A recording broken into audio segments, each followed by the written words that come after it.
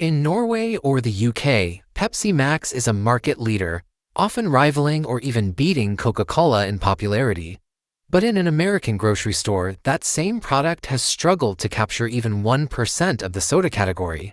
This gap in performance is a significant business anomaly. We are looking at the exact same product concept yielding opposite results in different regions. A review of Pepsi's financial disclosures and policy briefs reveals that this American struggle resulted from a specific series of corporate decisions. Pepsi's difficulty in the United States stemmed from a recurring refusal to implement the branding and formulation strategy they pioneered in Europe.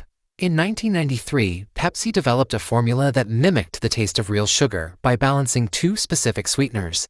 Aspartame provided a sustained sweetness, while a chemical called ACE-K added a sharp, immediate burst.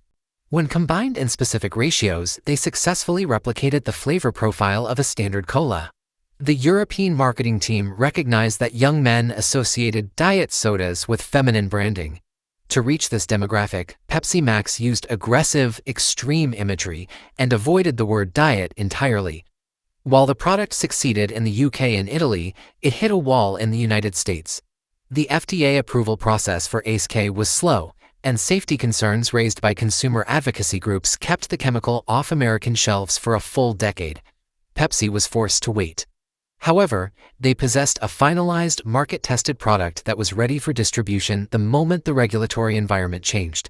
By the late 90s, Pepsi had a verified formulation and a successful branding strategy in hand, requiring only a green light from the government to begin their American rollout. That green light arrived in 1998, when the FDA officially declared ACE-K safe for use in the American market. In a sharp pivot, Pepsi chose not to launch the established Pepsi Max. Instead, just 1 hour after the FDA ruling, they introduced an entirely new product called Pepsi One. This decision was driven by the strategy of CEO Roger Enrico. His Power of One initiative sought to unify Pepsi's massive portfolio under a single high-impact branding vision, often prioritizing new, large-scale bets over existing regional successes.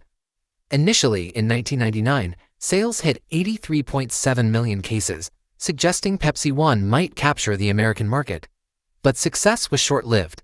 By 2004, annual sales dropped to just 19.2 million, a 77% collapse as consumers failed to connect. By gambling on an unproven brand name and a different formula, Pepsi lost its early advantage, leaving the zero-calorie market wide open for its competitors. Coca-Cola capitalized on this opening in 2005 with Coke Zero.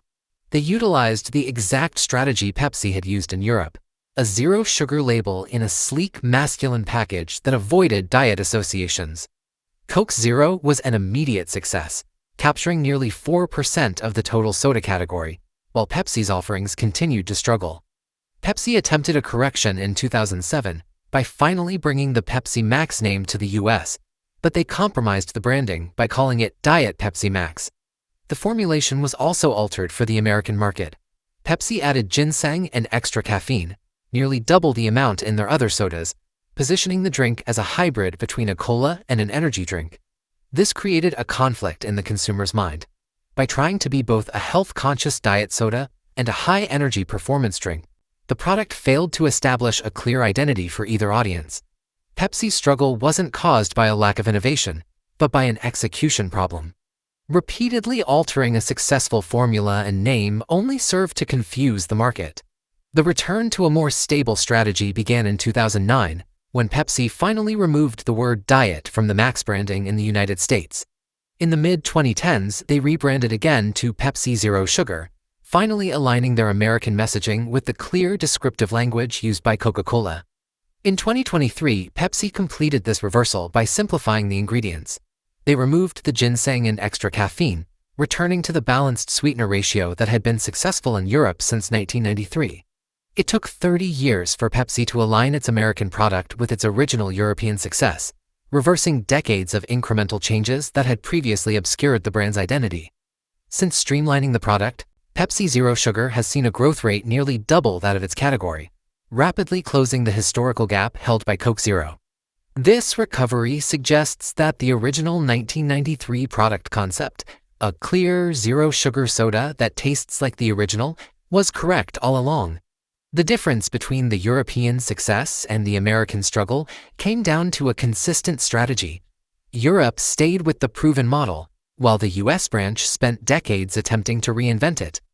While corporate risk-taking is necessary for growth, this case demonstrates that innovation shouldn't come at the expense of ignoring your own established successful data.